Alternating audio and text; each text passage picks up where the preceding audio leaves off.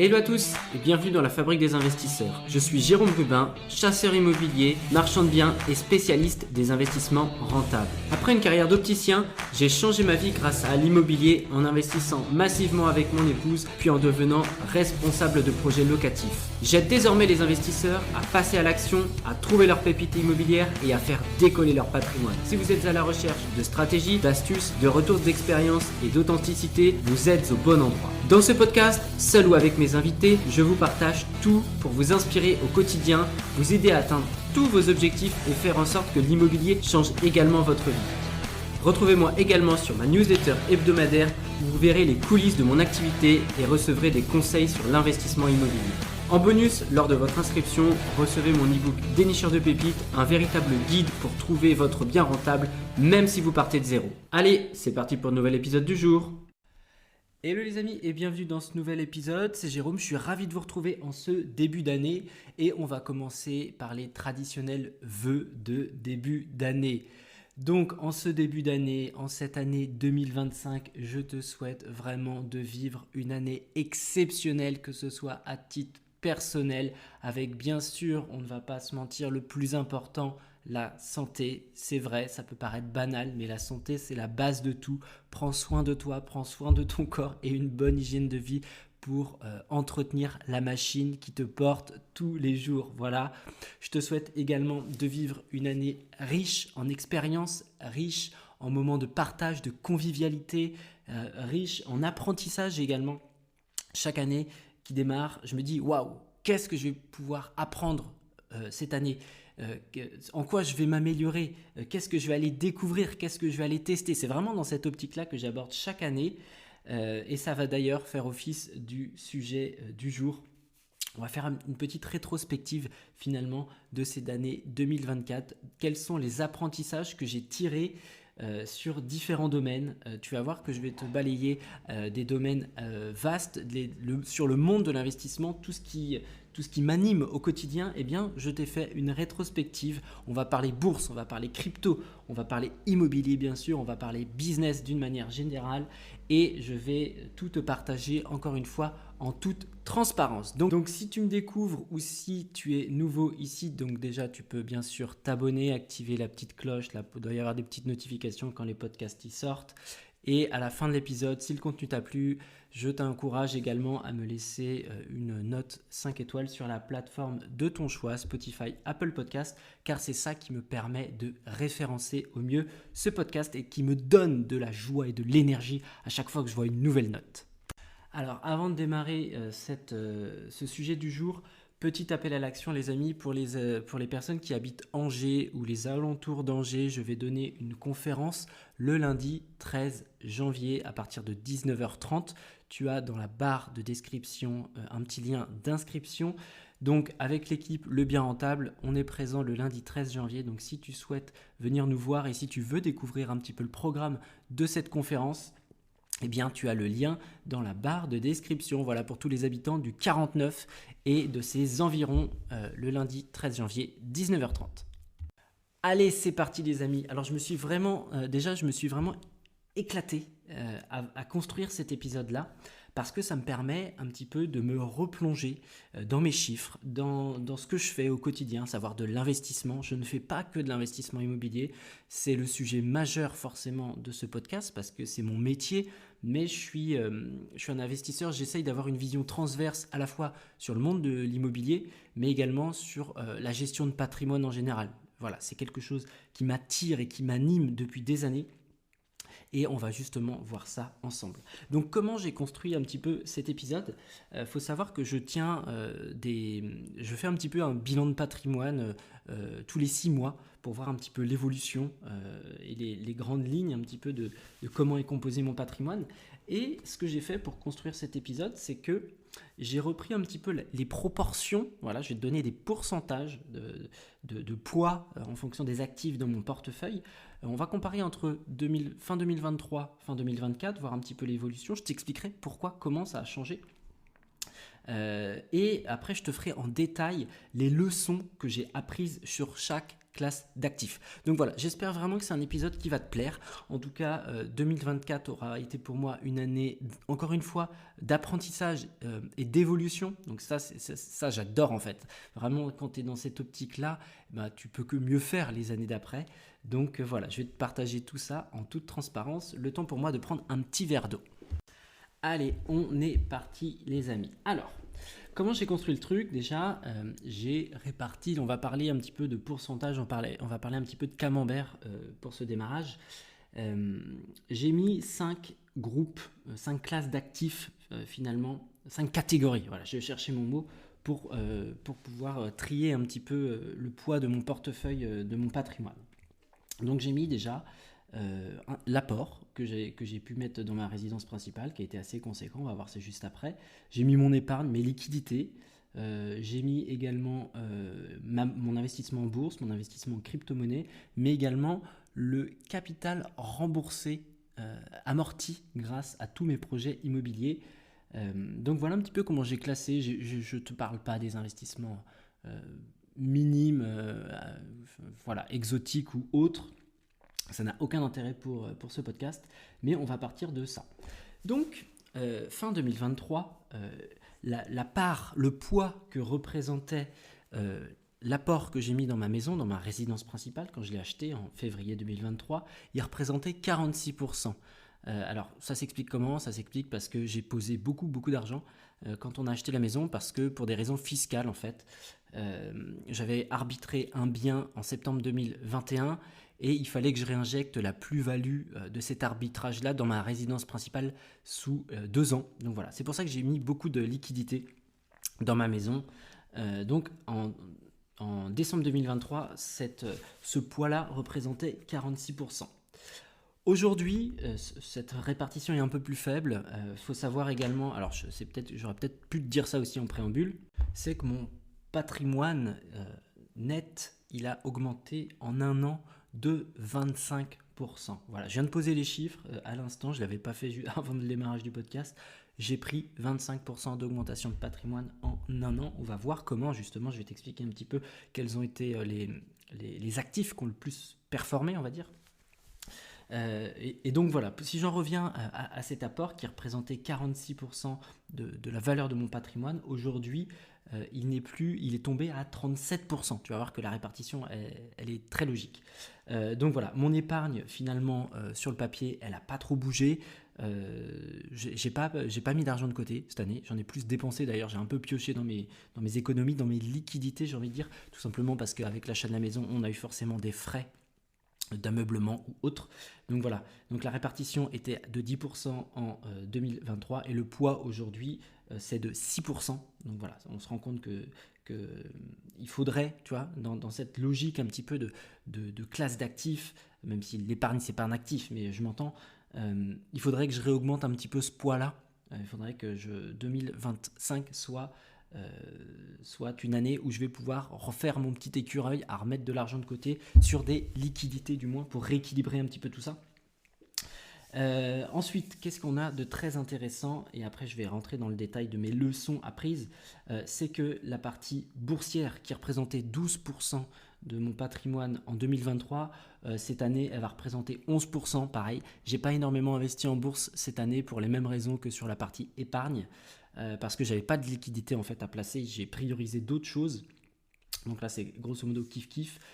Là où ça va être très intéressant, ça va être sur la partie capitalisation immobilière. Voilà, là où l'année dernière ça représentait à peine 5% de mon patrimoine, aujourd'hui ma capitalisation, mes remboursements de crédit représentent 10%. Donc ça a doublé quand même. En un an, le poids de ça dans mon portefeuille a doublé, et chaque année, tu verras, quand je referai ce podcast-là l'année prochaine, ce poids-là sera de plus en plus conséquent, ce qui est tout à fait normal.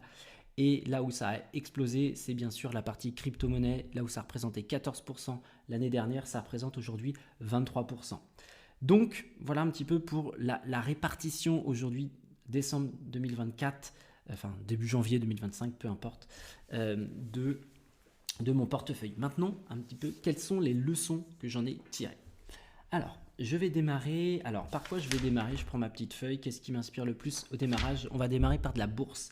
Alors, la bourse, il faut savoir que mon histoire d'amour avec la bourse a démarré en 2020, je crois, début 2020. Donc, ça va bientôt faire 5 ans que j'ai mon PEA. Donc j'ai en fait découvert la bourse quasiment au moment du Covid, un tout petit peu avant, le temps pour moi de me former et d'acheter des bonnes actions au démarrage. Donc voilà, un sacré timing. Donc mon année boursière, elle n'a pas été incroyable. Alors il faut savoir que j'ai fait des très belles performances avec certaines valeurs et j'ai fait des performances de merde avec d'autres valeurs. Donc il faut savoir que moi, quand j'ai appris la bourse en 2020, du coup, j'étais full orienté stratégie dividende dans cette logique de création de revenus passifs, d'effets cumulés, d'intérêts composés, etc. etc. Plus ça va, plus je revois ma copie, pour les raisons que je vais te présenter juste après. Mais néanmoins, cette année boursière, elle a été mauvaise sur deux. En fait, j'ai 3 valeurs qui ont sous-performé à fond, mais vraiment qui ont fait de la merde, qui m'a plombé mon résultat. Donc les valeurs, je peux te les citer. Il y a du Nexity, il y a de l'Ubisoft et il y a du Carbios. Alors Carbios, me demande pas pourquoi j'ai investi là-dessus, je n'en ai plus la moindre idée et ce qui ne me ressemble pas. Bon bref, ces 3 valeurs-là, en fait, je suis clairement en moins-value à hauteur de 60-70%. Et la leçon que j'en tire de tout ça, c'est que tu connais le proverbe vaut mieux se couper la main que le bras. Eh bien, c'est ce que j'aurais dû m'appliquer à moi-même en fait à cette époque, en tout début d'année, ou peut-être ça peut même remonter à fin 2023. Mais ces valeurs-là, je me suis dit, allez, ça va remonter, j'y crois. Et là, pour l'instant, ça remonte pas tant que ça. Les prévisions sont même pas ultra optimistes. Donc voilà, aujourd'hui, ça c'est vraiment un poids mort dans mon portefeuille. Et toujours aujourd'hui, là, je me pose la question, est-ce que je les vends? Est-ce que je reprends de la liquidité pour repartir sur d'autres valeurs qui vont reperformer? Sur le principe, je sais pas. Franchement, là, tu vois, je suis encore en interrogation parce que tout simplement, ce serait encaisser une perte sèche alors que je pense que certaines vont pouvoir repartir. Bon bref, ça c'était un petit aparté sur la leçon, sur le fait d'arbitrer des positions qui vont être vraiment baissières. Voilà, je pense que si j'avais dû prendre la décision, il aurait fallu le faire avant. Aujourd'hui, c'est un peu trop tard. Il y a peu de chances que ça diminue plus bas que ça ne l'est. Donc voilà, je vais laisser le temps au temps pour remonter. Par contre, j'ai fait de super belles hautes performances. Fort heureusement, mon portefeuille est largement dans le positif sur des valeurs telles que Saint-Gobain, Schneider, qui sont des valeurs sur lesquelles je suis en position depuis pas mal de temps. Donc là, je suis très content sur ces valeurs-là. Ce sont des valeurs qui m'inspirent énormément.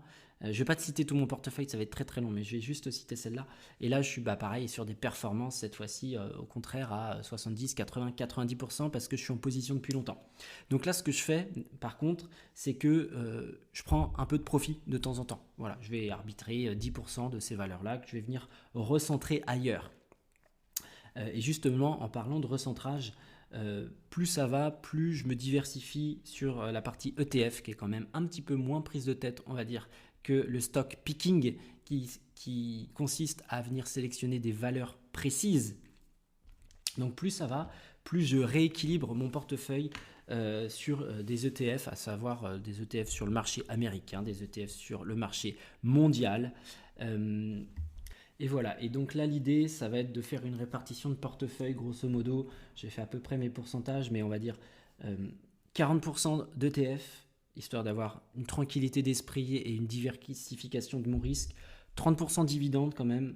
Aujourd'hui, j'adore quand même cette stratégie-là sur certaines valeurs qui sont vraiment incroyables, même sur du PEA et du CAC 40 français. Voilà, j'ai quand même des très belles valeurs qui ont été achetées au bon moment, donc qui me procurent un rendement très intéressant et ce serait idiot de m'en séparer. Je vais avoir du 20% justement sur des valeurs fonds de portefeuille, je te les ai citées, du Saint-Gobain, du Schneider, qui sont des valeurs plutôt sûres pour moi en ce moment.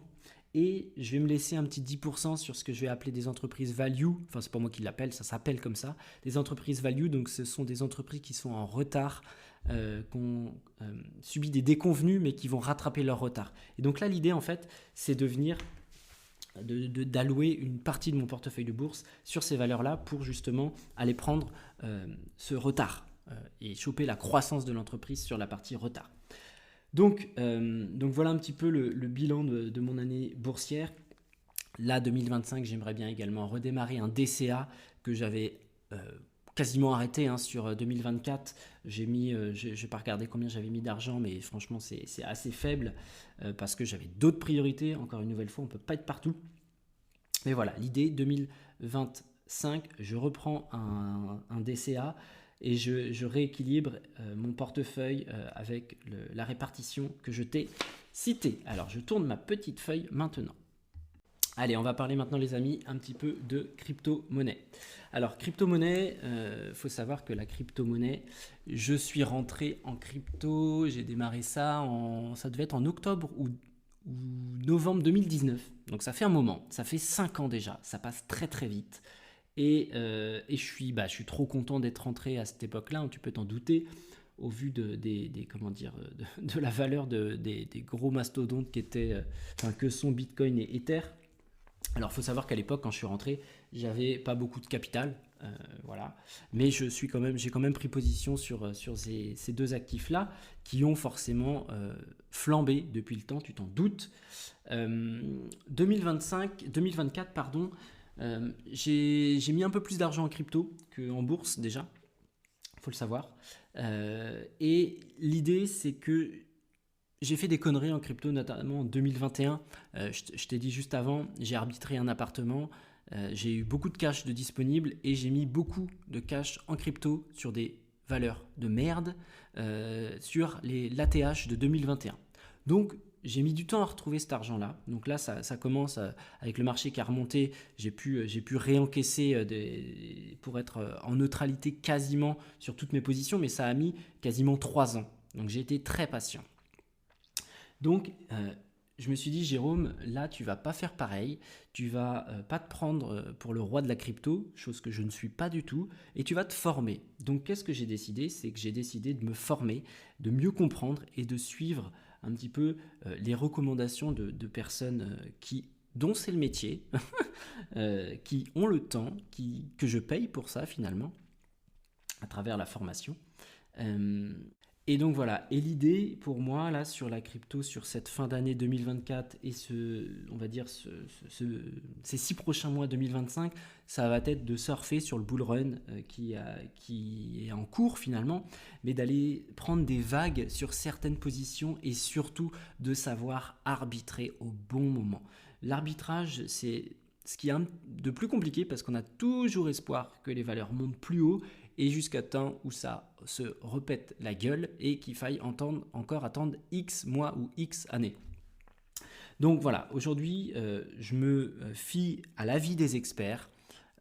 Je comprends les choses parce que ça fait 3-4 mois que je m'y repenche sérieusement. Je trouve que c'est quand même ultra intéressant de voir un petit peu les dynamiques, les tendances, les différentes classes de crypto qui peut exister en fonction des thématiques, etc., etc. Et donc voilà, là l'idée c'est que j'ai pris position sur des valeurs qui selon les prévisions sont des valeurs à potentiel. Et l'idée ça va être quoi sur 2025? Ça va être d'aller prendre des profits justement sur ces valeurs à potentiel, d'aller encaisser des profits pour pouvoir ensuite les mettre soit en stable, soit les rebalancer sur du Bitcoin ou de l'Ether en fonction de l'état du marché. Mais l'idée, voilà, ça va être surfer la vague, encaisser, et soit tu reprends une autre vague qui arrive sur d'autres valeurs, etc. etc. Et c'est de constituer finalement cet effet boule de neige avec de l'arbitrage sur certaines positions, chose que jusqu'à présent, je ne faisais pas en fait. Moi, alors c'est parce qu'à l'époque, j'étais salarié, donc j'avais moins d'espace mental à consacrer à ça, contrairement à aujourd'hui où je suis à mon compte, où je m'organise comme je veux. Et avant, là où j'étais plutôt passif, là je deviens, on va dire, un peu plus actif. Alors je ne vais pas faire des mouvements de revente de manière hebdomadaire, loin de là, je ne fais pas du trading ni du swing trading, mais néanmoins, j'ai davantage cette vision de, ok, j'ai fait les bénéfices que je voulais, maintenant je coupe cette position ou je la diminue, hop, je recentre sur autre chose. Chose que je savais finalement en théorie précédemment, mais que je n'appliquais pas par manque de temps et peut-être de fainéantise également. Donc voilà, l'idée en crypto, ça va être justement, pour être très honnête, j'aimerais bien faire J'aimerais bien faire un plus 30, plus 40% sur mon portefeuille pour 2025 en appliquant justement ces stratégies-là. Donc wait and see, on verra ça l'année prochaine. Alors, on va maintenant changer de classe d'actifs. J'espère que ça vous plaît les amis, parce que je parle beaucoup, c'est un long monologue. Mais voilà, je voulais vraiment faire un petit épisode qui change de d'habitude, où on n'est pas focus full IMO. Donc, on va, pour le coup, là, on va parler immobilier. Alors, sur la partie IMO, quelles sont les leçons tirées sur 2024 ? Alors, faut déjà savoir que cette année, j'ai pas été hyper actif, on va dire, sur de l'achat. J'ai déjà pas acheté de locatif, dû au fait que tout simplement je suis en lancement d'entreprise, donc au niveau des banques ça reste très compliqué. Je suis pas le client idéal en ce moment, on va dire, donc j'ai pas acheté de locatif. Par contre j'ai acheté du marchand de biens, donc une opération qui voit le jour, qui devrait passer chez le notaire là en courant janvier, donc c'est encore décalé à cause de nos amis banquiers qui ne voulaient pas ouvrir les prêts sur cette fin d'année. Bref, passons. Mais néanmoins, voilà, je me suis consacré davantage à des projets de marchands, des projets à soit arbitrer, soit à finaliser, etc. Et l'idée pour moi en 2024, c'était vraiment d'appréhender les choses, de tester, de comprendre. Pareil, je me suis formé sur le sujet, j'ai acheté une formation. Tu vas me dire, mais Jérôme, t'es un sacré pigeon, t'achètes tout ce qui bouge. Non, pas du tout. Je pars du principe où pour s'améliorer, il faut s'entourer des meilleurs. Aujourd'hui, je ne suis pas un expert en crypto. Quand j'ai acheté ma formation bourse en 2020, je n'y connaissais rien. Aujourd'hui, j'ai beaucoup plus de connaissances et j'ai de l'expérience surtout. Et donc moi je pars du principe il vous faut s'entourer des meilleurs. Donc voilà, marchand de biens, ça va faire 1 an que j'ai acheté une formation sur le sujet, donc sur lequel j'apprends à me perfectionner. Je fais ma propre expérience aussi. Et donc cette année, on a fait une réunion là récemment avec mon associé sur cette boîte de marchand. Et on s'est dit, voilà, les leçons de cette année, ça a été ça. On a acheté un bien, un appartement dans une copropriété. La copropriété nous a cassé les bonbons. Je ferai un épisode d'ailleurs spécial. Il y aura une vidéo YouTube également à sortir sur le sujet une fois qu'on sera passé chez le notaire. Et donc on s'est dit, voilà, ça c'est une première expérience qui aura le mérite, elle aura pris beaucoup plus de temps que prévu. On en a tiré des leçons. Et qu'est-ce qu'on va aller chercher l'année prochaine ? Donc on a établi notre cahier des charges mi-décembre sur les opérations qu'on a allé chercher, sur le mode de financement, etc., etc. Donc là sur le papier, on est armé pour en 2025 pouvoir réaliser de belles choses en marchand de biens. Moi c'est un sujet et un domaine qui m'intéresse énormément. Je trouve ça ultra complémentaire de la partie locatif qui n'a pas été de tout repos pour moi cette année, où j'ai notamment eu jusqu'à la mi-mai un putain d'enculé qui m'a pas payé de loyer, qui me doit encore 4000 balles et qui va passer au tribunal. Mais le temps que la justice soit faite, et voilà, je prends mon mal en patience, on va dire. Et voilà, ça a été assez dur en fait sur la partie locative cette année. Avec ce sujet-là, j'ai eu des petits sujets de femmes de joie cet été dans un logement Airbnb que j'ai dû gérer avec les locataires qui sont voisins finalement de l'appartement en question. Bon bref, ça n'a pas été de tout repos. Différents dégâts des eaux. Bref, voilà. Donc le locatif c'est très bien pour la constitution d'un patrimoine, comme je te l'ai expliqué précédemment au démarrage sur la puissance de la capitalisation. Je pense que c'est indispensable aujourd'hui de capitaliser. Et je vais racheter du locatif cette année, je l'espère. Ça fait partie de mes projets, ça fait partie de mes ambitions. Mais voilà, le marchand, c'est vrai que j'ai mis un focus là-dessus, sur mon apprentissage, sur ma méthode, sur ma stratégie en 2024 pour pouvoir justement accélérer en 2025. J'ai d'ailleurs 2 projets normalement qui vont voir le jour, sur lesquels je vais signer des compromis courant janvier. Donc sur le papier, l'année démarre très très bien. Allez, le temps pour moi de reprendre ma respiration. On va terminer ce podcast solo par la partie business, la partie entrepreneuriale. Alors, tu n'es pas sans savoir que du coup, je suis aujourd'hui assez touche à tout depuis que j'ai quitté le salariat en octobre 2023. D'ailleurs, j'avais fait un épisode un peu anniversaire, un épisode bilan qui s'appelle déjà un an d'entrepreneuriat bordel, qui a dû sortir en octobre dernier si tu veux le réécouter. pour en savoir un petit peu plus sur cette année-là. Cette année-là. Bon, allez, hop, Jérôme, recentre-toi dans ton podcast. Qu'est-ce que je disais? Alors, la partie business. Donc, je suis assez touche à tout. Je vais te récapituler un petit peu mes différentes activités. Donc, je fais des accompagnements locatifs clés en main autour de chez moi, on va dire à 1 ou 2 heures autour de Rennes. Donc, j'ai accompagné différents clients cette année. J'ai également donc le site lebienrentable.fr qui est une plateforme de chasse immobilière sur laquelle on va répertorier des opportunités d'achat et sur laquelle également on va faire de l'accompagnement en prestation de services où on va venir faire de la chasse personnalisée pour les gens avec une partie formation et accompagnement derrière. Donc les entreprises de marchands de biens et la partie formation. Alors, à force de faire tout ça, je me suis rendu compte que cette année, elle a été assez éprouvante, hein, mine de rien. Je me suis mis à mal beaucoup de fois en me donnant peut-être trop d'objectifs ou alors en faisant trop de choses en parallèle. Et donc là, c'est ma leçon principale de 2020, que je tire de 2024, c'est qu'il y a un moment, je ne peux pas être partout. Voilà. Il y a un moment, je ne peux pas être partout. Il faut aussi que je pense à ma santé mentale.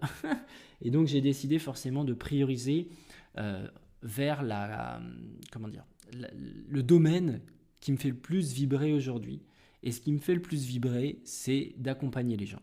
C'est de transmettre mon expertise, c'est de transmettre mon expérience de professionnel de l'immobilier. Pour rappel, si tu me découvres, ça fait 4 ans que je fais ce métier-là, que je fais de la chasse immobilière et de l'accompagnement de projets. J'ai fait 900 visites au moins, j'ai arrêté de compter, 10 millions d'investissements pour moi-même, pour mes clients, avec le marchand, etc. Donc j'ai un gros CV dans ce sujet-là et je prends vraiment du plaisir à retransmettre ces connaissances. Je pense être un bon pédagogue en plus. Donc j'ai créé finalement différents programmes autour de cette expertise et de cette passion.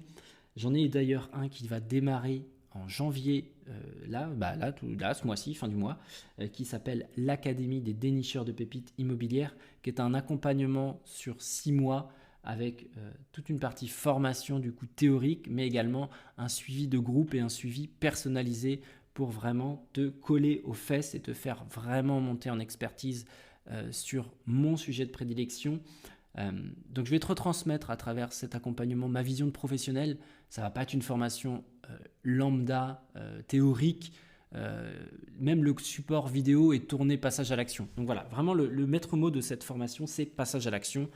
J'ai aucun intérêt à accompagner ou à vendre des choses sur lesquelles les élèves n'ont pas de résultats. C'est impossible pour moi.